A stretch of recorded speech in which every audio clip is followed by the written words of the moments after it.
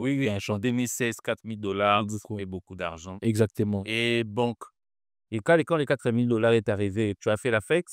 Non, Tu non, t'es amusé avec tout ça, tu as pris un appartement, bon. non. Mais qu'est-ce que tu as fait avec tes premiers 4 000 $? J'ai juste la mentalité de réinvestir. C'était pas, je faisais pas la fête, j'étais pas dans des boîtes de nuit, je prenais pas l'alcool, j'avais rien, rien dans tout ça. Je courais pas derrière les filles, donc il y avait rien de tout ça. C'est ce qui m'a permis de me concentrer et vraiment de me marier. Tu as 23 ans, Ouais, tu arrives à la fin du mois à toucher 4 000 ou 6 000 $, ouais. mais tu préfères te marier. On m'a écrit l'adresse du studio. Oui, oui, L'adresse du studio, à l'époque, c'était à ma tête. ok. C'est par là qu'il a fait un sourire moqueur. Je me rappelle jusqu'aujourd'hui. Il m'a regardé droit dans les yeux. Il m'a dit: peut-il sortir quelque chose de bien à ma tête? Et je m'étais dit une chose dans mon cœur. Et je l'avais dit, ben, c'était dans mon cœur. Je lui ai dit que ce petit de ma tête-là sera très riche avant qu'on l'enterre. Tu vas transformer 2 000 francs en 2 400 $. Exactement.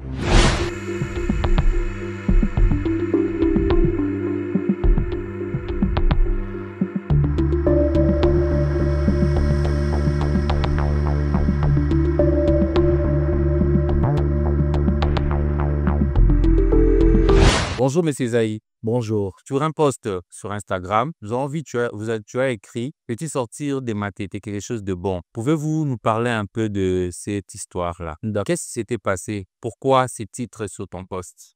C'était un conseil que je voulais donner à d'autres personnes par rapport à mon expérience personnelle. Tout ce que je parle, tout ce que j'ai dit, c'est vraiment une expérience personnelle.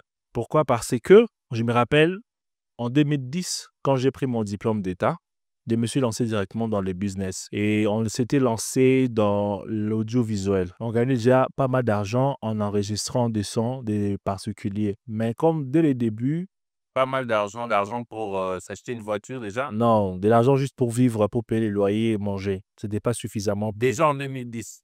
Oui, en 2010. Oui, oui. 2010-2011. Et comme j'ai toujours l'habitude de voir grand, je me suis dit d'attaquer des grands. Donc, c'était ça l'idée. Et pour attaquer des grands, c'est-à-dire que tellement que j'étais dans l'audiovisuel, je devais m'attaquer à des grandes entreprises pour leur offrir de publicité. Voilà pourquoi à l'époque, nous sommes lancés en enregistrant des audios, des chants, des publicités ainsi que des clips. On faisait vraiment avec des moyens de bord. À l'époque, vraiment, c'était des moyens de bord. Mais la seule chose qu'on avait, on n'avait pas beaucoup d'argent, mais on avait beaucoup de courage.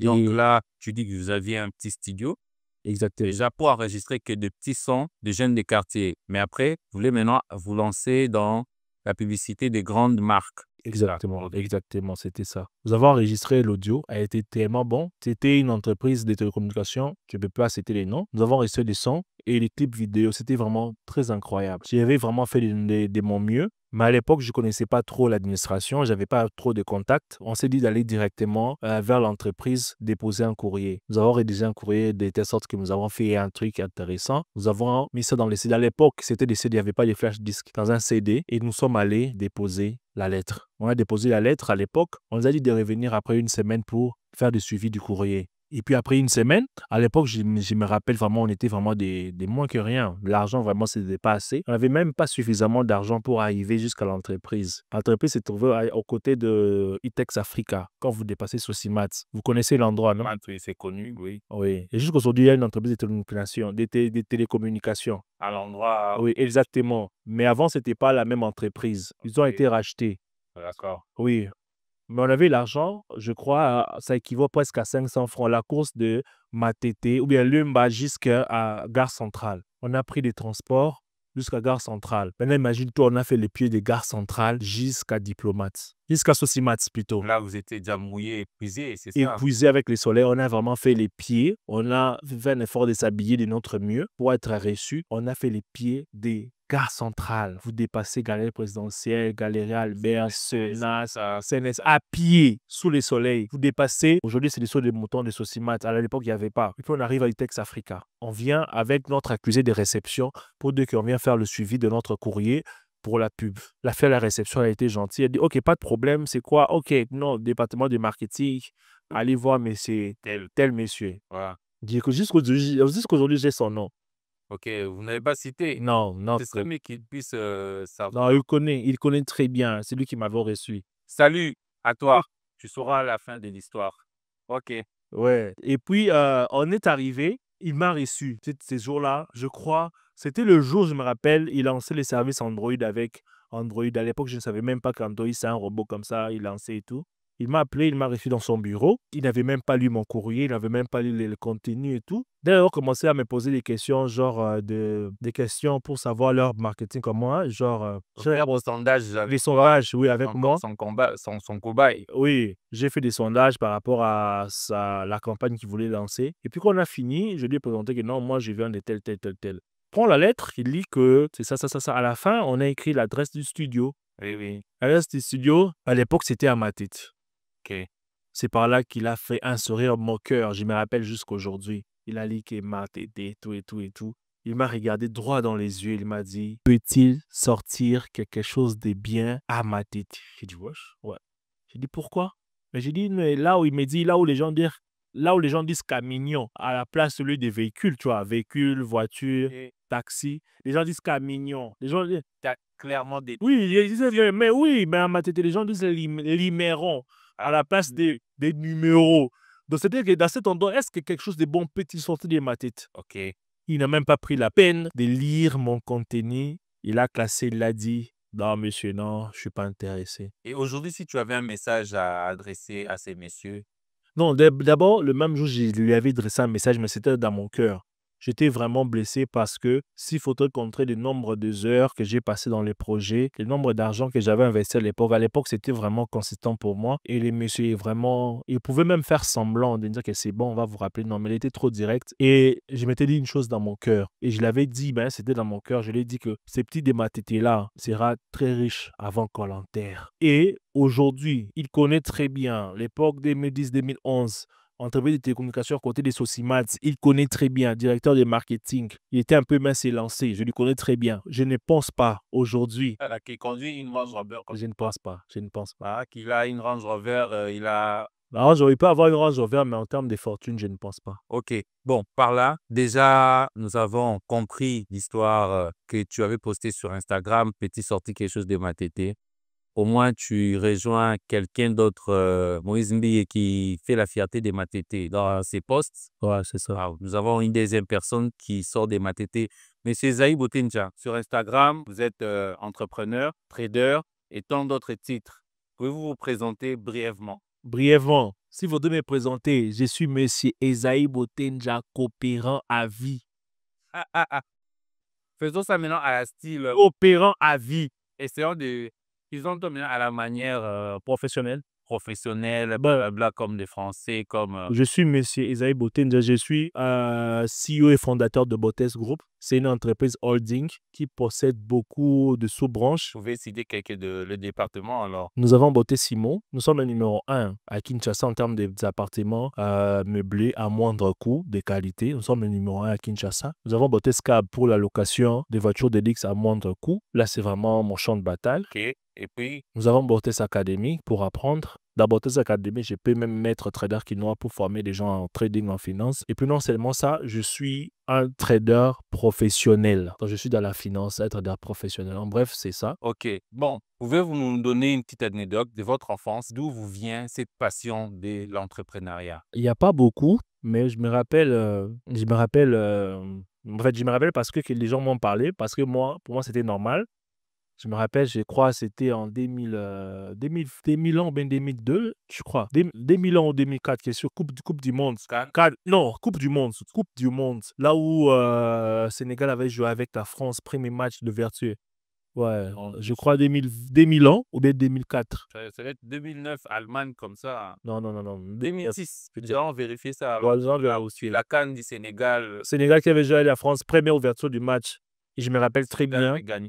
Je me rappelle, à l'époque, j'habitais toujours à Matete. Mon école était à Matete. On avait mis la télé. Toute l'école avait regardé les matchs Sénégal-France. Là, c'était Et l'école tout. primaire. Ouais, je me rappelle, à l'époque, À l'époque, c'était pas comme aujourd'hui, nous avons Internet, il faut regarder l'horaire, tu vois, les sommaires, des programmes des matchs. D'accord. On vendait ça au marché avec 10 francs, 20 francs. Vous avez les trucs imprimés et tout et tout. Les gens vendaient ça. Mais je me rappelle à l'époque, mon père travaillait dans une entreprise en fait, l'entreprise en question avait, en fait, je crois que c'est une entreprise partenaire, là où mon père travaillait. Ils ont offert à mon père tu vois, des trucs comme ça, des sommaires très bien imprimés avec la pub. C'était vraiment en couleur par rapport à ce qui s'est vendu au marché. Mon père a ramené ça. Le programme des Les matchs. programmes des matchs, mon père a ramené ça à la maison. Et vu que là où j'ai grandi, ma famille, nous ne sommes pas trop accros aux matchs par rapport à notre religion. Nous ne sommes pas trop fans des matchs. Donc, c'était des trucs inutiles à la maison. Donc, c'est-à-dire que c'était vraiment rien. C'était un gros lot et tout. Un très gros lot, il y avait beaucoup, mais c'était plus joli par rapport à ce qu'on vendait au marché. D'accord. Et moi, j'étais vraiment petit, j'étais à l'école primaire, je précise, à l'école primaire encore. Et j'ai pris tous ces lots-là, je les ai ramenés, j'ai mis ça dans mon sac. Vu qu'à la maison, ça traînait, personne ne pouvait faire. Il y avait personne à la maison qui s'occupait des matchs. Personne n'aimait les matchs, personne ne connaissait même ce qui s'est passé. Moi, j'ai pris ces lots, je les ai ramenés à l'école primaire. Je me rappelle, on était de l'après-midi. Avant d'entrer, on faisait genre un groupe et tout. Et qu'est-ce que j'ai fait? J'ai sorti ces trucs-là, Très bien imprimé. très bien imprimés. C'était trop joli en couleur, papier couché, vraiment très bien imprimé par rapport à ce qui s'est vendu sur le marché. Là, je pense que c'est donc 2003, 2009 et tout. Exactement, exactement. Et je commençais à proposer ça à l'école, à l'extérieur. Mais je vous dis, j'ai fait des ventes incroyables. Donc, en quelque sorte, c'est là où déjà ton esprit d'entrepreneur a commencé. Exactement. J'ai eu à vendre beaucoup.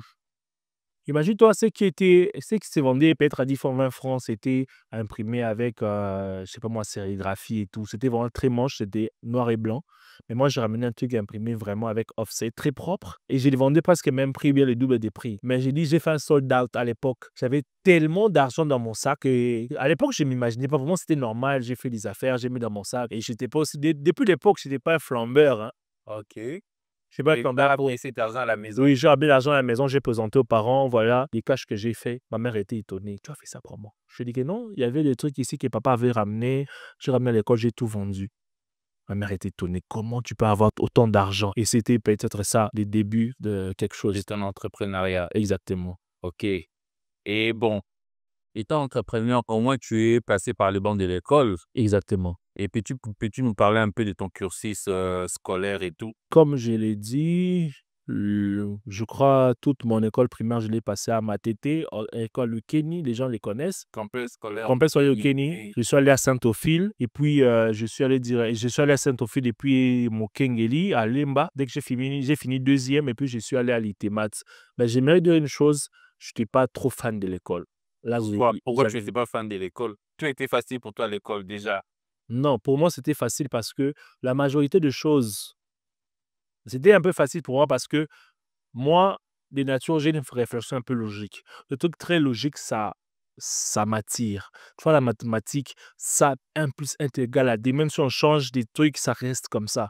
Le truc logique, ça m'attire. Ici, il suffit qu'un prof puisse expliquer, je comprends la logique, c'est bon. Je suis pas trop fan d'aller lire et tout. Je n'étais pas trop fan de l'école. Mais avec la grâce de Dieu, j'arrivais vraiment à être parmi les tops. À l'école primaire, j'étais parmi les gens qui faisaient des génies en herbe. Génie en herbe, OK. Donc, J'ai participé à génie en herbe. et tu étais un garçon intelligent. Oui, secondaire, j'étais vraiment parmi les 3 premiers. Malgré que je ne fournissais pas beaucoup d'efforts. Jusqu'à ce que je suis allé à l'UNIKIN, j'ai suivi des cursus normaux et puis à un moment donné, je me suis dit, bah, je ne trouve plus intérêt de rester à l'école, à l'UNIKIN. Donc, tu es allé à l'université et tu as eu un diplôme au moins. Oui, j'ai fini mon jeu 3.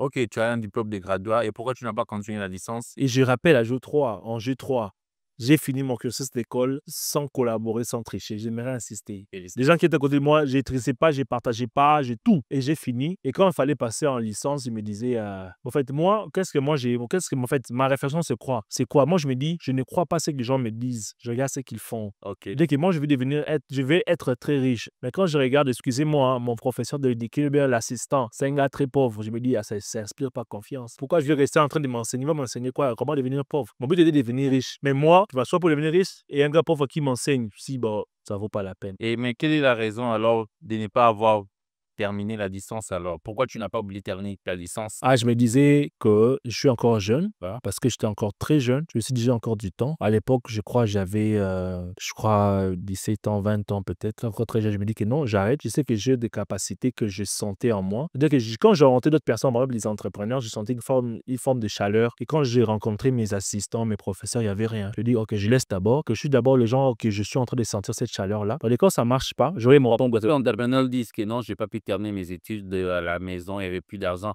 Côté maison, côté finance à la maison, non, non, non. c'était pas un problème, non, mais ça, donc c'était ta décision à toi-même d'arrêter la licence, de ne pas faire la licence. Exactement. Moi, j'ai eu la chance d'avoir mes deux parents en vie jusqu'aujourd'hui, qui se sont battus jusqu'à la fin pour payer mes frais. Ils pouvaient tout vendre pour moi. J'ai pas eu, au contraire, j'étais un enfant rebelle. OK. Et quand tu as pris la décision, Et ça marchait pas. oui, Avec ma père, les gens acceptaient. non, ils n'ont pas accepté. Connaissez les parents congolais, ils ne vont jamais accepter que tu arrêtes les études pour des projets imaginaires. Ils n'ont pas accepté, ils étaient contre, ils m'ont chassé de la maison. OK. Mes parents étaient vraiment très stricts.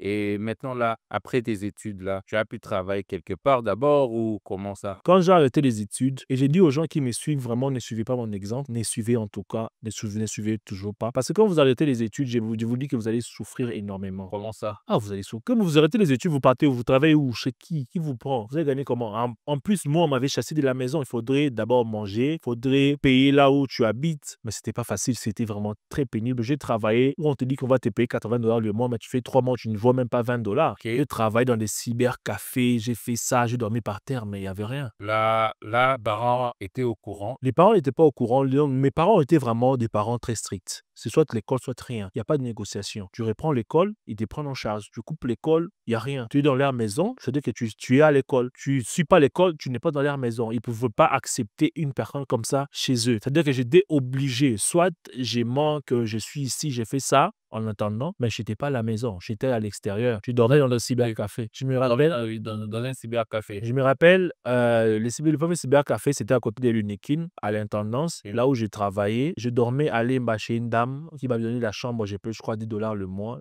En fait, une chambre. C'est là où il y avait mon studio. Quand le studio a fait faillite, vu qu'on a fait des relations avec cette dame-là, elle m'avait donné une chambre. De dormir avec ces garçons, moyennant $10 le mois. Alors, je faisais ça, juste que j'ai vu que ça ne marchait pas. Il y a un ami à moi qui avait ouvert un cyber. Je suis allé chez lui et travailler avec lui. Il ne me payait pas 0 francs à condition que tu puisses dormir. Genre, j'ai sécurisé sa maison, en fait, son cybercafé. Les matins, je travaille et tu as 0 francs. Il te peut simplement manger et tu ne payes pas là où tu dors. C'était seulement ça. J'ai gagné rien. OK. Après cette période-là, tu as travaillé dans des cyber, tu as travaillé 2 fois dans des cyber, c'est ça? Exactement. Et puis, avant de te lancer dans l'entrepreneuriat où tu as commencé à bien gagner, tu n'as pas travaillé chez quelqu'un d'autre? Non, je ne me rappelle pas. Je n'ai pas travaillé chez quelqu'un d'autre. OK. Et alors, ton premier bon coup, c'était comment? Mon premier bon coup, c'est pas d'abord en termes d'argent, c'est en termes de personnes. J'ai rencontré une personne. Pendant que je travaillais dans un cybercafé, il y avait un ami, vu que je connaissais déjà des gens qui travaillaient dans les cybercafés, il m'a dit que non, il y a un deal, il y a une personne comme ça qui cherche des opérateurs de saisie pour la DV Loterie de 2013. Je me rappelle très bien, 2013. J'ai dit, OK, ils vont payer combien? Ils vont payer ça $20 pour un mois. J'ai dit, oh, c'est intéressant. Vu que je travaille dans un cybercafé où on ne paye rien, je préfère faire un mois là-bas. Il m'a dit, non, si tu peux ramener des gens, j'ai intéressé des gens qui pouvaient travailler. Et je m'étais mis à fond dans ça. Et j'avais la chance avec déjà mes compétences que j'avais en informatique. J'étais comme le chef de site. Moi, j'étais au niveau des bandales à Toison d'Or. OK, donc, en 2013, opérateur de saisie pour Juste pour des véloteries. Mais la chose qui m'avait plus touché, c'est même pas le travail là, c'était la personne que j'avais rencontrée, cet entrepreneur-là. OK.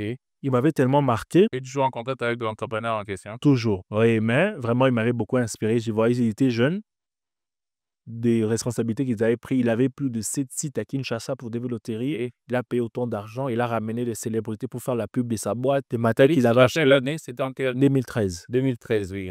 2013, oui. Et ce type-là m'avait vraiment beaucoup inspiré. J'ai dit, quel wesh, un jeune homme qui fait tout ça. Un jeune garçon, il payait des mamans, il nous payait nous. Et puis, il était étudiant encore à l'Unikin. OK. Il m'avait tellement beaucoup inspiré. Et je me rappelle vu que dans notre site, il n'y avait pas beaucoup de clients, c'est-à-dire que j'ai passé plus de temps avec la connexion Internet. Et je me rappelle à l'époque, j'ai tapé comment devenir riche sur Google. Ouais, je crois que tout le monde a déjà tapé ça, hein. Et je crois que tout le monde a tapé comment c'est faire de l'argent sur Internet. J'ai tapé cela, il y a eu des articles qui sont sortis.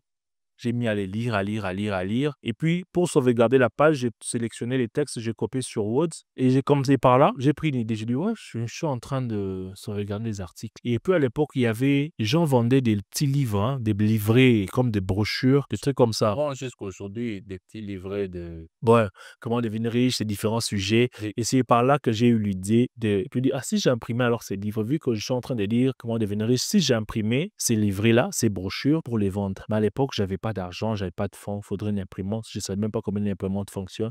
Je savais comment Word, comment imprimer en livret. Et là, je savais, mais le reste, je savais pas. Et pendant toute cette période-là, c'est la période des véloteries. Toujours des véloteries. Et quand on a fini des véloteries, j'ai attendu ma paye. OK. Et comme ils devaient nous payer ça 20 $, mais je crois qu'ils nous avaient payé moins que ça. Vous connaissez les Congolais. J'avais gagné tellement moins. Et je vous dis tout ce que j'avais gagné. Je suis allé acheter une imprimante d'occasion, imprimante laser d'occasion à l'Unikin. Et il y a un proche qui m'a vendu cela. Et c'est à partir de là que j'ai commencé à imprimer des livrets. J'achète A4, comment on appelle ça? De papier duplicateur. Papier duplicateur A4, et j'achète Bristol pour la couverture. J'imprime, j'essaie de faire la mise en page, imprimer. Ça décollait pas, malgré que j'avais créé beaucoup de sujets, mais quand même, je pouvais vendre, mais c'était pas top. OK. Et je rappelle mon plus gros coup pour revenir à votre question et répondre à cela. Premier gros coup, oui. Mon premier gros coup, j'étais chez les parents. Et là, j'ai dit, hein, là, c'est en 2014, en 2013. Hein, quand j'ai vu que j'ai essayé le business, ça n'a pas marché, je suis revenu chez les parents. Je dis que non, Ça fait un comeback. Je dis que non, je reviens, j'arrête tout, le business n'a pas marché. Je rentre à l'école, je rentre à l'université, je crois en 2014. donc, tu as fait semblant. L'année scolaire 2013-2014, j'ai dit que je rentre et je suis rentré, je pouvais rentrer à la maison. Et c'était à cette époque-là que je disais que je pas de triche, je voulais vraiment être très, très strict. Alors, c'est l'année où tu as terminé. Ouais. J'ai essayé le business, j'ai essayé l'ambiance, tout n'a pas marché. J'ai dit que vu que les jeunes hommes m'avaient inspiré, je m'étais dit que non, je voulais devenir vraiment comme ces jeunes hommes-là. OK, tu es rentré chez les parents, tu as terminé ton graduat. Avant de terminer, je me Mmh. rappelle, c'était un jour, j'étais en train de déjeuner chez les parents. Je suis en train de déjeuner et puis je vois les manuels scolaires de mon petit frère. Je vois la qualité de ces manuels-là. C'était tellement horrible, tellement moche. Je dis, ah, mais moi, j'ai fait déjà des livrets comme ça. Donc, je prends ça et je suis allé. Les manuels scolaires, journal de classe, cahier de communication à l'époque. Je pars avec ça à l'Unikin, vu que j'étais aussi j'étais résident aux hommes d'étudiants. OK, là, tu Ouais. étais rentré vraiment Oui, j'ai travaillé. ça, oui. Et quand je finissais mes cours, le soir, j'ai commencé à dupliquer exactement les manuels scolaires en question. Cahier de communication, journal de classe sur Word. Vu que j'étais fort en Word, je l'ai fait manuellement. Et quand je les faisais, je me disais que non, ça va payer. Je me disais ça. Et je l'ai faire très bien. Et je l'ai imprimé avec mon imprimante laser. C'était tellement joli. J'avais pas d'imprimante en couleur. Je crois que j'ai payé pour imprimer la couverture en couleur avec des imprimantes jet d'encre. J'ai simplement fait un exemplaire de cahier de communication journal de classe. Je suis même allé rogner. C'était tellement joli par rapport à ce qu'ils offraient. Et non seulement ça, bon, je peux dire que j'étais entrepreneur déjà dans l'âme. Je me suis allé renseigner dans les imprimeries. Si on imprimait une paire de journal de classe, cahier de communication, à combien? Ils me disaient non, ils faisaient ça à 1500, 2000 francs. Mais moi, le coût d'impression, je crois à l'époque, c'était une affaire de 600 $ ou 500 francs. Et c'est 600 francs ou 500 francs. Mais les imprimeries offraient ça à 2000 francs ni 500, les plus petits. Tu dis, ah, moi, ça me coûte 500 francs, ben 600 francs. C'est-à-dire que je peux offrir ça à 1000 francs, ben à 1200. Et je n'ai pas voulu introduire la lettre comme ça. Je suis allé sur Internet, j'ai tapé copywriting, comment écrire une lettre qui vend. Je crois à l'époque, j'ai tapé une lettre qui vend, j'ai imprimé. Donc, tu as dépensé combien pour tes deux prototypes là? Non, je crois que c'était moins de 2000 francs. 2000 francs presque. Ouais. OK. 2000 francs à l'époque, je ne sais pas à l'époque c'était combien, mais à notre époque, c'est presque 2000. Tu as dépensé 2000 francs pour les deux prototypes que tu as. Exactement. Non, moi, je ne suis pas allé déposer. J'ai appelé mon frère, vu qu'aussi mon frère il était très intelligent à l'école. OK. C'était un élève qui brillait, dont les préfets lui connaissaient, un élève qui brillait. J'ai dit que non, amenez cette lettre chez votre préfet et puis amenez le prototype. Je lui dis que c'est à 1200. Ils imprimaient avec un truc moche à 2000 francs. Ils ont un truc beau, propre à 1200. J'étais sûr à 100%. Il allait déposer et je t'ai dit, après une semaine, ils m'ont appelé, viens. Je ne croyais pas. Et je vous dis, quand on me dit que non, ok, c'est bon, on a apprécié, on vous donne combien? J'ai dit, donnez-moi 70% de la commande. Je me rappelle à l'époque, c'était la première fois que je puisse voir. Vous m'avez donné, je crois, à l'époque, 1500 $. C'était la première fois de voir l'art de doigts. Donc, attends, tu es passé de 2000 francs à 1500 $. Exactement. Mais le marché, en gros, le tout, les marchés, il était un marché de combien? C'était le marché des affaires de 2300, 2400 $. Donc, tu as transformé 2000 francs en 2400 $. Exactement. C'est ça. Exactement. Et donc, tu croyais ou c'était une évidence ou comment ça? Non, je ne croyais pas. À l'époque, vous savez, quand vous n'avez rien, vous n'avez rien à perdre, donc vous faites seulement pour faire. Je ne pensais pas avoir autant d'argent. Pour moi, c'était inconcevable. OK. Et ces marchés-là, tu l'as gardé pendant longtemps, cette école? Ouais, je l'ai gardé vraiment pendant longtemps. Et je crois que je peux dire, c'est à partir de ces marchés-là que si je suis aujourd'hui, c'est que je suis. C'est ça. Parce qu'après, ça y est, mais vraiment, le noyau, c'est ces marchés-là. Et après ces business-là, d'impression, de journal de classe et de communication, tu es arrivé de faire des chutes avant de devenir l'homme que tu es maintenant là, des baisses. Exactement. Le problème est que le marché des cahiers de communication, ça arrive une fois l'an. OK. Vous voyez? Et La moi, rentrée scolaire, c'est oui, rentrée scolaire, faudrait faire ça. Et quand tu les fais, tu as ton argent. Et puis, moi, depuis l'époque, j'avais toujours l'idée de réinvestir ce que je gagne. Je me rappelle, à l'époque, j'avais acheté une caméra DSLR, aussi, je crois 600D, au niveau de l'Afrique du Sud, avec $350. Le reste qui. Enfin, parce qu'avec les marchés que j'avais gagnés, j'avais pas d'imprimante. C'est le même marché, j'ai acheté des imprimantes. J'ai pris un local. Donc, presque tous les bénéfices, c'était pour couvrir d'abord les marchés. Le peu d'argent qui restait, voilà pourquoi j'ai acheté cette caméra-là, parce que j'étais fort en audiovisuel, comme j'avais dit en 2011.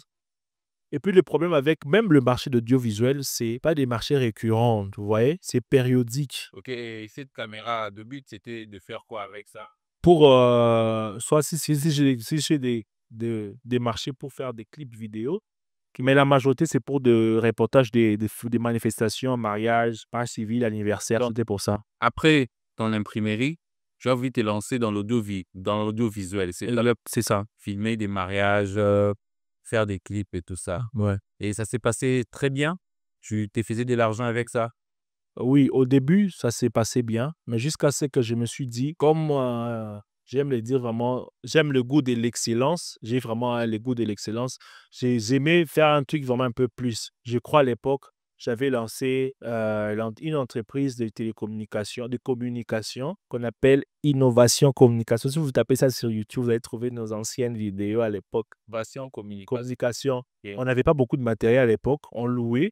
Mais vraiment, je voulais que si je filme, je suis un petit caméraman, mais quand je viens, je suis en cravate, veste. Même si la veste coûtait $20, $30, mais que je sois quand même en veste, cravate. Et à l'époque, ça donnait. Mais le problème, ça reste toujours la même chose.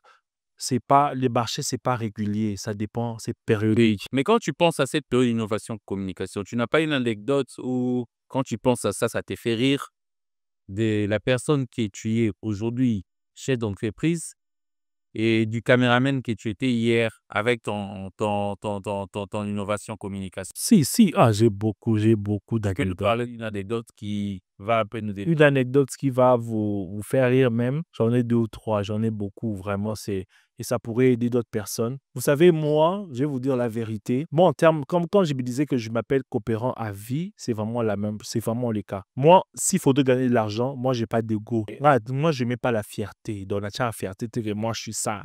Moi, je dis non.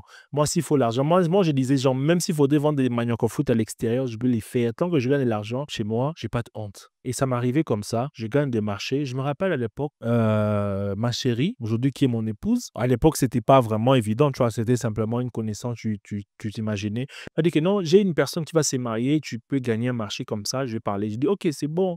À l'époque, je crois, un marché, j'ai gagné, je crois, $50, c'est un ou $100 pour filmer. Un mariage. Mais vraiment, j'ai fait de me faire vraiment d'être professionnel. Je me donnais du respect. Et j'arrive, je crois, c'est au niveau des Maman Mobutu. Vraiment, je prends ma moto jusqu'à Mobutu. Je viens filmer dans la maison. Quand la mariée s'apprêtait, tu vois, pour filmer. Maintenant, il a fallu quitter la maison jusqu'à l'église. Et j'arrive. Et qu'est-ce que je vois? Tout le monde est place dans les véhicules, sauf moi. Donc, c'est-à-dire que tu n'étais vraiment pas considéré. Dans les caméramans n'avaient pas de place. Non, le marié, on déplace, le marraine, parrain, les filles d'honneur, garçons d'honneur, Et je crois jusqu'à ces jours, les caméramans, des photographes. oui, les caméramans et les photographes qui vont me suivre, ils vont vraiment se reconnaître. Il n'y avait pas des places. C'était dans le coffre, pourquoi non? Non, d'abord, le plus gros problème, c'est-à-dire que les filles d'honneur, les garçons d'honneur, c'était des camarades ou bien des copains, des copines à ma chérie à l'époque.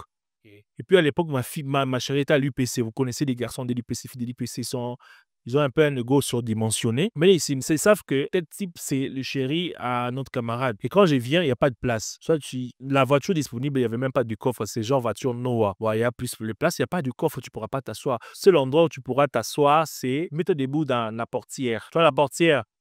Oui, comme un receveur, ils ouvrent la portière. Et puis, ils sont en train de justifier, non, c'est bon, il faudrait filmer la voiture des mariés pendant des processus. Moi, vous me connaissez, moi, je suis coopérant à vie. Moi, j'ai pas honte que ce soit camarade, copine, Ouais. moi, je m'en fous.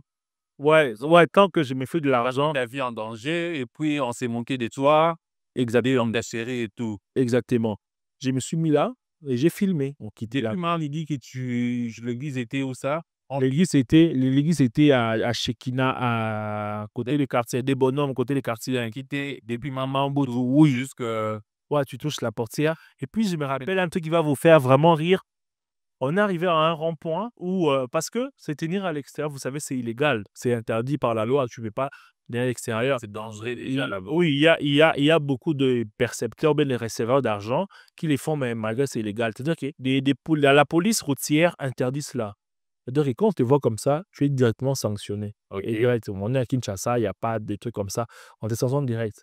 Et je me rappelle à l'époque, j'étais là avec ma caméra, je suis en train de filmer. OK. Le roulage de loin, une voix dit: «Ah, ces trucs qui sont interdits». Il m'a pris pour un receveur. Et comme vous savez, le roulage, ils sont pas courtois des fois. Et les roulages viennent avec, tu vois, le fouet là, le matraque. OK, des Ouais, plages. il me voit directement, il me frappe fort aux fesses. «Vous vous interdit des trucs comme ça? Mais comment vous n'écoutez pas?» Je te dis, j'avais la honte. Et tout le monde dans la voiture riait. C'était vraiment tellement amusant. J'ai expliqué au roulage, je lui ai montré la caméra. «Non, je suis en train de filmer, je suis pas receveur». Il dit: «Ah, OK, pardon, mais quand même, tu as été fouetté». OK. Les gens se sont moqués de moi. Ça, tu n'as jamais oublié ça? Non, j'ai jamais oublié. Je pourrais jamais oublier ça.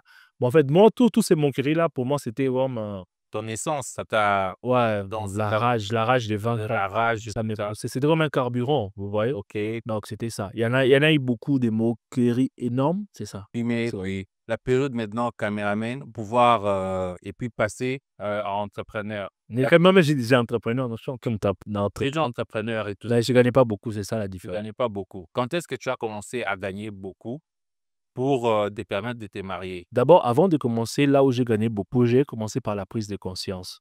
OK.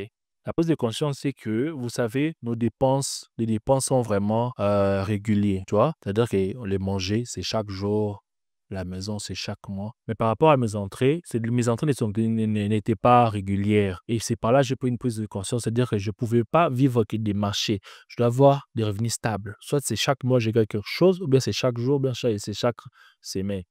Et le business que je faisais, c'était par connaissance. Si tu connais une telle personne OK, qui c'est pouvait t'inviter bien pour des mariages. ça. Et quand il y a personne, à l'époque, c'est marié, tu avais rien. 1 mois sans filmer un mariage, Oui, c'est ça? 1 mois, 2 mois, où j'y OK. galérais de fou. Et puis, je me rappelle, j'ai eu une idée que non, dans mon domaine, pour gagner de l'argent régulièrement, je dois acheter une imprimante de photos. OK. C'est-à-dire que même si j'ai pas de mariage, mais je peux, si j'ai imprimante des photos, Prendre de photos prendre des et photos, imprimer. imprimer, puis proposer aux gens. Et j'ai acheté ça. Je me rappelle, j'étais tout content. Et c'est des business que j'ai faisais. Et c'est ce qui m'a nourrissé pendant ces moments-là. Je suis parti dans la commune de Lemba. Aujourd'hui, j'ai des amis là-bas. Jusqu'aujourd'hui, si je pars à Lemba, super. J'ai des amis, ils vont me reconnaître. J'étais parmi des photographes. C'est-à-dire que c'est même pas votre mariage. Tu n'as pas été invité, mais tu prends les gens des photos. C'est joli. Ah, quand j'imprime, c'est combien? 1000 francs. Ok, j'ai pas, j'imprime. Tu me donnes quand même 1000 francs. Des fois, je sors avec 5 000, 3 000, 10 000. Je vivais avec ça. Tu as été aussi caméraman, donc tu as été caméraman, tu as Ouais. été aussi photographe minute Ah. et après ça, Après ça, la chose qui m'avait frappé, la chose qui m'avait trop frappé, il y avait 2 histoires, je vais vous raconter, qui m'avaient vraiment fait que je puisse me révolter, pour une dernière fois. OK, Et c'était un jour où, je crois j'avais une affaire de 500 francs en poche. C'était un week-end, j'avais rien. Je me suis dit: «Bon, je prends ma caméra, je charge, je mets dans mon sac, je paie 500 francs jusqu'à Victoire». Toi, il y a plein de salles de fête. Vous pouvez entrer dans n'importe quelle salle de fête, prendre la photo, donc reposer. tu sortais de chez toi Ouais, avec rien, rien. hein, Ouais, juste ta caméra, exactement. ton imprimante, chercher une salle de fête comme ça, Ouais. sans être invité, Sans être invité. tu commences à prendre des photos. Exactement. Des fois, ça marchait, mais ces jours-là, je ne sais pas. Parce que de nature, je suis introverti, c'est-à-dire que j'ai du mal à aller vers les gens demander. C'était vraiment un travail très pénible pour moi. Aujourd'hui, ça semble facile parce que c'est une histoire, mais à l'époque, je vous assure, c'était difficile, hein. Mais quand même, je le faisais parce que j'avais rien. Et je me rappelle une fois, il y a une salle de fête à Victoire, à côté de la Robank. J'entends comme ça, il te dit que tu es qui? Je dis: «Non, je suis photographe». «Tu es photographe de qui?» Ouais, je ne pouvais pas répondre. «Non, tu ne vas pas entrer». Comment je ne vais pas entrer? «Non, tu vas pas entrer, il y a déjà un photographe, on ne sait pas d'autres photographes». Je suis allé vers une deuxième salle, la même chose. Et je me suis retrouvé ces jours-là, la nuit, à Victoire. J'avais que 500 francs pour l'aller. Je n'ai pas pris des photos. J'avais plus rien Pour rentrer à la maison. pour rentrer à la maison. Ok. Et je me dis, de Victoire jusqu'à Lille, ma photo est passée par Yolo. À l'époque, Yolo, c'était vraiment un quartier très chaud. Il y avait des bandits jusqu'à présent. C'est toujours chaud, oui. Et je me suis dit que non, je dois prendre un transport. Sinon, j'ai mangé des caméras qui coûtent peut-être $500, des appareils qui coûtent cher. Je ne pouvais pas rentrer. Je me suis mis debout à l'arrêt en attendant un ange gardien. Et c'est vous perdez qui est venu. J'ai vu une connaissance à moi. Je lui ai demandé de l'argent pour le transport. Il m'a dit qu'il n'en avait pas. Et c'est la personne en question, bientôt, il sera aussi engagé chez moi. Oh là Il là. m'a demandé d'être engagé. J'espère qu'il ne se souvient pas de ça. Je crois qu'il va se souvenir forcément. Et puis, une deuxième personne, je crois, c'est... Bon, peut-être qu'il n'en avait pas aussi, hein. Ouais, pour des fois, il n'en avait pas. On souffre tous. À l'époque, on souffrait. Et puis, j'ai rencontré une deuxième personne. C'était un pasteur. Vu que j'ai travaillé au cybercafé de l'intendance. L'intendance, c'est à côté de Bontagne, là où les gens venaient prier. Donc, je me suis fait connaissance avec des pasteurs qui venaient prier là. Je lui ai expliqué la situation. Donc, j'étais venu prendre la photo. Ça n'a pas marché. J'ai plus rien. Je vais rentrer chez moi. Ce pasteur-là m'a donné de l'argent pour payer les transports. Non seulement je vais payer les transports, il m'avait donné un peu que je crois 1000 francs. Je paye les transports 500, il va te rester 500. J'ai dit merci beaucoup. J'ai pris à Limba Super. J'ai payé 500 francs. Et quand je suis descendu à Limba Super, j'avais 500 francs en poche. Et je t'ai dit, depuis le matin, tu n'avais rien mangé. Tu dis, il est presque 0h, 1h, 500 francs en poche, tu fais quoi? Soit je garde pour manger demain, soit je mange aujourd'hui, demain j'ai rien. Ok, mais pendant ce temps-là, tu as tes parents vivants Ouais. quelque part, mais tu ne veux pas rentrer faire le bébé chez les parents. Non, Tu fais tes je bagues. je voulais pas, je voulais pas. Je pouvais rentrer. Bah, en fait, aussi à cette heure-là, tu veux rentrer 1h, les parents dormaient, je pouvais faire quoi? Tu veux rentrer chez toi, là où tu habitais déjà. Ouais, bah, je me suis dit que, bon, avec 500 francs, je me rappelle, j'avais acheté un pain de 300 francs et puis des saucisses de 200 francs. Ils ont mis à l'intérieur, je suis rentré à la maison, j'ai mangé, j'ai bu de l'eau et je suis À dormi. cette période-là, tu n'étais plus chez les parents. Non, je ne suis plus chez les parents. Donc, tu as quitté chez les parents très tôt. Très tôt, très tôt. Parce que, sans sauter les chapitres, Ouais. en lisant tes posts, dans tes posts, tu dis que tu t'es marié très tôt. Ouais, Je crois que tu as parlé de 24 ans. exactement. Donc, tu as quitté la maison des parents quand? Tu avais déjà 20 ans? Je suis né en 92. J'ai quitté la maison des parents en 2011, je crois 19 ans. Et pourquoi tu as Non. quitté la maison? À cet âge-là, d'abord, premièrement, on est rebelle. Vous voyez, tu vois, l'autorité des parents, ça marche pas. Tu veux faire ce que tu veux. Les parents te conseillent, tu veux pas. J'avais quitté la maison d'abord pour me sentir libre. Avoir un studio, j'ai dormi là où j'ai travaillé. Ça marche pas. Et moi, vraiment, j'avais des parents qui... mes parents ne toléraient pas des bêtises. Mes parents ne toléraient pas la bêtise. Oui, tu fais des bêtises, tu es à l'extérieur. Ils ne toléraient pas ça. Non, tu fais des bêtises, tu es taqué. Non, chez eux, c'est strict. Soit tu es bien, soit tu suis la voie du Seigneur, l'église, l'école, l'université, si tu fais les contrats, tu n'es pas chez eux. De tellement que moi, j'étais comme une forme de bandit, je ne pouvais pas rester chez eux. Ok, pendant tous ces temps-là, ça t'a permis aussi de s'endurcir un peu, de comprendre la vie, la cruauté de la vie et tout ça. Oui. Et quel coup t'as remonté vraiment pour te permettre de te marier jeune, comme tu dis? Le coup qui m'a remonté, je continue toujours à faire mes reportages des mariages. Je crois à l'époque, j'ai commencé à faire des reportages. Je voulais vraiment faire mieux, proposer des gens, des CD, j'imprime, tout joli et tout. C'était tellement bien. Je me rappelle un jour, j'ai filmé une sœur à moi, une sœur de l'église que j'aime beaucoup. Je suis allé, j'ai investi tout mon argent pour imprimer pour elle. Elle m'a dit, imprime-moi 26 CD, c'est pour envoyer à des gens. J'imprime 26 CD à l'époque, les CD coûtaient cher. Imprimer, je crois, c'était, $10. Juste 5 ou $10 simplement pour imprimer. J'avais pas l'imprimante pour imprimer. Je faisais ça à beau tour. J'ai ramené des CD. Et cette dame-là m'a reçu d'abord à l'extérieur avec beaucoup de dédain. Non, ça, je vais pas prendre ça, je vais pas prendre sur les 26. C'était de mauvaise qualité ou il y a... Non, d'elle-même. Peut-être voir et huire, elle dit que c'est mal, mais elle n'a pas visionné. Sur les 26, peut-être elle avait sélectionné 4 ou 6. Le reste était aimé. Non, je lui donne seulement l'argent des 6. Et puis à l'époque, j'ai regardé et je suis rentré. Pendant que je rentrais, je me disais une chose. Je me disais, non, ça suffit, il faut que ça change. Ok. Non, c'est là, j'arrête. Donc, c'était là les jours où Voilà, ton déclic. c'est des déclics. Je me suis dit, non, ça arrête. J'ai fourni beaucoup d'efforts, mais je connais des gens qui peut-être qui fournissent moins d'efforts, qui gagnent beaucoup. Et je me disais, je gagne $50 par fête pour acheter une maison. Je dois faire combien de fêtes? Je dis, Ouais, tu dois faire toute ta vie, hein. ouais, je dis, c'est mort, maison. C'est mort. À partir d'aujourd'hui, je me concentre sur des business qui rapportent le plus. C'est à partir de là que j'ai eu mon déclic. Ok. Et passons maintenant, quel est ce business qui t'avait rapporté gros? Les business qui m'avaient rapporté gros, Premier, oui, les tout parce qu'il y en premiers. a beaucoup. Je m'as dit ça. Ouais. Je crois, c'était toujours au niveau de Limba, j'habitais. Les gens qui connaissent Limba, vous connaissez Limba, vous connaissez l'école Massamba. Tunnel là de l'école Massamba, c'est tellement sale à l'intérieur. Dans l'entrée de mon appartement, c'était un tunnel où on a salle. Appartement À ou côté des bongos, des petits studios, il y avait vraiment rien, toilettes communes. fenêtre actuelle? C'est Toujours les j'ai dit appartement, c'était tellement sale, mais j'habitais là. Et un jour, comme je dis, j'ai travaillé au cybercafé, je connaissais des gens qui travaillaient au cybercafé. Et un jour, je suis allé voir un ami dans un cybercafé. J'ai voulu me connecter dans leur cybercafé. Ça m'a compliqué avec Facebook, donc il faudrait vérifier si c'est la même personne et tout. J'ai essayé de me connecter. Il m'a posé des questions, je n'ai pas réussi à me connecter. Je suis rentré à la maison. Et quand je suis rentré avec mon téléphone, j'essaie de me connecter. On me dit que non, il y a eu un appareil qui s'est connecté au niveau des États-Unis, telle heure. Je dis, oh. Je dis, mais telle heure, c'était moi qui m'étais connecté. OK. Mais c'est pas les États-Unis. Et puis, l'idée me vient.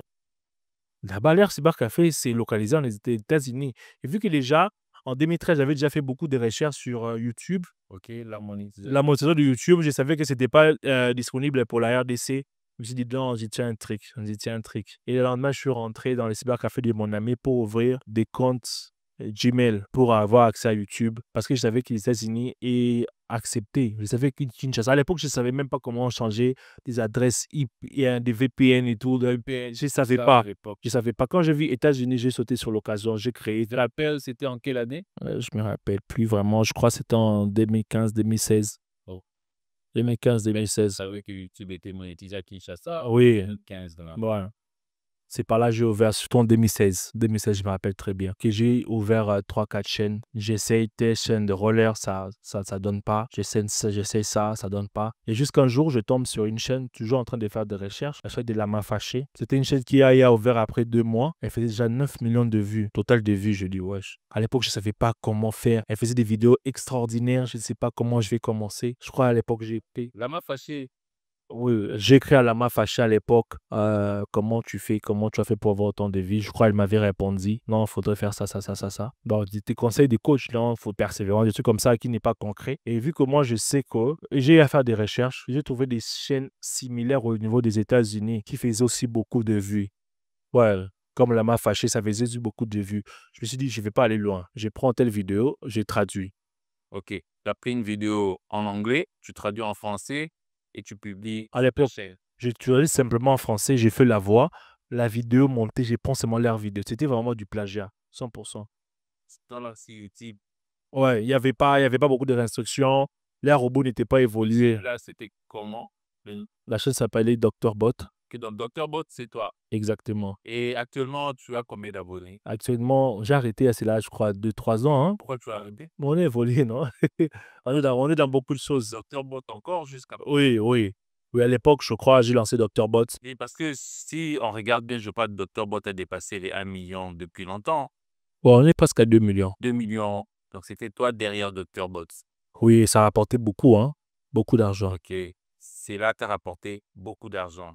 Ouais. Presque un quart de million, hein? Ton premier salaire de YouTube, c'était Mon combien? premier salaire, dès que j'ai lancé, au début, c'était un peu faible, je crois. Ma première vidéo, je l'ai lancée le 6 juin 2016. Je me rappelle très bien de cette date. Le mois de juin, j'avais fait une affaire de ça, 35 $. Pour moi, je ne croyais pas. Pour moi, c'est faux, ça va pas passer. Comme on dit, d'ouvrir un compte AdSense, j'ai ouvert un compte AdSense, mettre des coordonnées bancaires. Pour moi, je savais que ça ne va pas passer. Le deuxième mois, vu que YouTube paye après 60 jours, c'est-à-dire que j'ai en consommé encore 30 jours, le mois de juillet, avant de recevoir ma paye, le mois de juillet, quand j'ai fait une vidéo comme ça a explosé. Je vois mes résultats, 4 000 $. Mais les 135 n'étaient pas encore arrivés. Et le jour que j'ai vu ça, 35 $, j'ai vu la notification d'EcoBank dans mon... Site de banque. Ouais, j'ai vu le message de la banque dans mon téléphone. J'ai dit, ouais, ça y est, nous y est. Quand tu as vu tes préfets, tu t'es dit que... J'ai dit que le 4 000 va forcément arriver. Et puis à l'époque, 4 000, c'est Oui, en 2016, 4 000 $, c'est beaucoup d'argent. exactement. Et donc, et quand les 4 000 $ est arrivé, tu as fait la flex?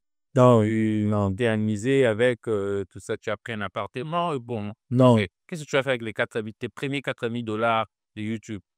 Dès que j'ai reçu l'argent, dès que j'ai reçu d'abord les 135 000, je suis allé 135 $. 135 $ plutôt. Je suis allé informer mes parents que non, j'ai un nouveau business. C'est possible que ça paye plus. Non, non, il y avait 135. Non, le prochain mois, c'était 900, c'était pas 4 000. Dernier 900 à l'époque, c'était beaucoup d'argent. J'ai dit à ma mère, non, je crois à la... Parce que tu as dit que tu habitais dans un studio qui Oui, coûtait combien? $30. Tu vois, maintenant, recevoir $900. $100 pour quelqu'un qui habite dans un studio. Les $30, c'était énorme. C'est énorme. C'était énorme. Je dis à ma mère, non, je suis dans un business qui va beaucoup payer. Prions que ça marche. Et dès que déjà je voyais le chiffre dans ma tête, je me disais, ce truc va me rendre riche. Mais nous connaissons la puissance de l'argent. Ça peut... Bon, elle croyait les gens en deux parce qu'elle voyait dans l'entrepreneur. Non, non, non. À l'époque, j'avais que des petits résultats. Ma mère préférait que je puisse être à fond sur des études que d'être à fond sur les études Qui être dans le business et tout ça. qu'être dans les business. Oui. Et je dis que non, ça va payer, ça va payer. Bah, attendez pour voir, hein. Ouais, attendez pour voir. J'habitais pas aussi chez eux, j'étais pas une charge. Je me disais, bon, si ça marche, tant mieux. Ça marche pas, tant pis. Et c'est à partir de là Quand tu que as eu le 4000, je me suis dit, non, je dois me stabiliser, je dois me marier. Parce que je connais la puissance de l'argent. Je suis un Moswahili. Je connais les Waswahili, comment nous sommes. Je sais que si je ne me stabilise pas, là, c'est une histoire comment selon toi? Avance un peu. des stéréotypes, non? Des stéréotypes des Swahili, dont on le sait très bien. Les Swahili sont plus boissons, la bière, l'alcool, les femmes. Et ce sont des éléments qui font chuter un entrepreneur, un businessman. Et c'est dans les sangs. Certes, on lutte avec ça, on est des chrétiens. Nous luttons avec ça, mais c'est un combat. Je me disais, pour faciliter mon combat, forcément, je dois me marier. Dès que je me marie, même si j'ai envie de ça, mais j'aurai des restrictions. Je pourrais pas, j'aurai des barrières, des limites. Donc là, tu as 24 ans, tu touches déjà. Là, j'ai 23 ans. Tu as 23 ans, Ouais. tu touches $24 000, 4 000. $4 000. Ouais, 4 000, 5 000, 6 000. Donc, je reprends bien. Tu as 23 ans, Ouais. tu arrives à la fin du mois à toucher 4 000 ou 6 000 dollars, Ouais. mais tu préfères te marier. Ouais, c'est ça. Et tu ne regrettes pas de t'être marié trop jeune? Non, je ne regrette pas. Je regrette pas. C'est la Donc, meilleure décision. Aujourd'hui, tu conseilles quoi aux jeunes qui sont dans cette situation, Donc, qui gagnent de l'argent, c'est avantageux pour un entrepreneur de se marier jeune? Non, pas forcément. Ça dépend de ton partenaire. Moi, j'ai eu la chance, j'ai eu la grâce de Dieu de rencontrer un très bon partenaire qui m'a pas pourri la vie. M'a pas pourri la vie. Si c'était le contraire, j'allais dire de ne pas se marier. Bon, moi, dans mon cas, je peux dire que mariez-vous tôt parce que j'ai rencontré de bonnes personnes. Mais pour des gens, peut-être qui sont avec de mauvaises personnes, ils ne peuvent pas dire de se marier tôt. Donc, tu t'es marié grâce à tes revenus de YouTube et À d'autres 100%, à 100%. à 100%. Ouais. Et ton épouse, vous n'avez pas fait la fête avec ça? Non. Vous avez plutôt construit ou vous avez lancé d'autres business après? Déjà, j'ai commencé déjà à investir avant de me marier. OK. Quand j'ai réussi, je crois, le mois de juillet 2017, je crois, j'avais reçu un salaire de $9 000. C'était la première fois de recevoir $9 000 de la part de YouTube. Je crois que j'avais acheté des matériels d'imprimerie pour lancer l'imprimerie. En 2016, même en décembre 2016, j'ai acheté un terrain, vouloir commencer déjà à construire. Bon, vraiment, tout ce que j'ai dit, la mentalité de réinvestir. C'était pas, je faisais pas la fête, j'étais pas dans des boîtes de nuit, je prenais pas l'alcool. J'avais rien dans tout ça. Je courais pas derrière les filles. Donc, il y avait rien de tout ça. OK. Ce qui t'a permis. C'est ça qui m'a permis de me concentrer et vraiment de me marier. OK. Euh, avec YouTube comme revenu, à côté, tu avais lancé comme quel genre de business que tu peux énumérer? D'autres peut-être qui aujourd'hui tu ne le fais plus, d'autres qui a marché, d'autres aujourd'hui qui continuent à fonctionner. À l'époque, quand j'ai reçu YouTube, j'ai voulu me continuer dans l'imprimerie, vu que c'est l'imprimerie qui m'avait donné mes premiers $1 000, mes premiers $1 500. Mais la différence avec l'imprimerie, c'est-à-dire que tu dois être sur place. C'est vraiment des business qui vont prendre beaucoup de ton temps, Ça demande ta présence. ta présence. Et pourtant, je devais être sur YouTube. Quand j'ai fait la balance entre YouTube et l'imprimerie, YouTube donnait plus. J'ai laissé carrément l'imprimerie. Et jusqu'à ce que, quand même, je me suis marié, j'étais 100% YouTube, j'ai gagné de l'argent. Jusqu'à ce que j'ai rencontré d'autres opportunités qui m'ont permis d'être là où je suis. D'accord. Et nous pouvons savoir donc cette opportunité que tu as pu rencontrer et qui, jusqu'aujourd'hui, a fait de toi l'entrepreneur que tu es. À l'époque, je crois, j'ai rencontré une personne qui m'avait parlé d'un site d'investissement. Je ne me rappelle plus le nom.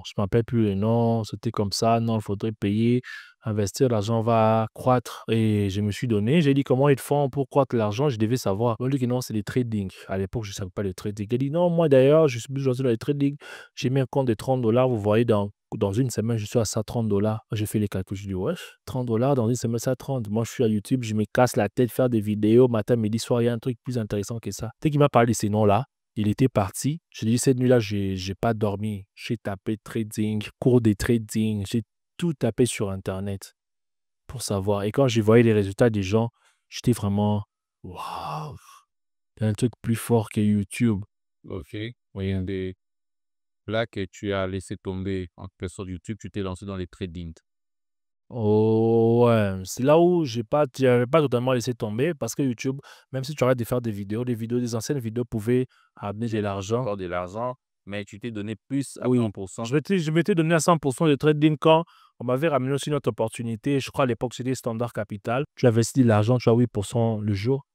Ok. Je m'étais donné à fond. Vu que moi, quand je me lance dans un truc, je me lance en fond. Et pourtant, c'était des sites fake, des sites des Ponzi. Oui, oui. Je m'étais donné vraiment à fond. Les gens de l'époque le savent. Oui, c'est un site qui a fait scammer les gens. Oui, il a scammé les gens, ça fermait.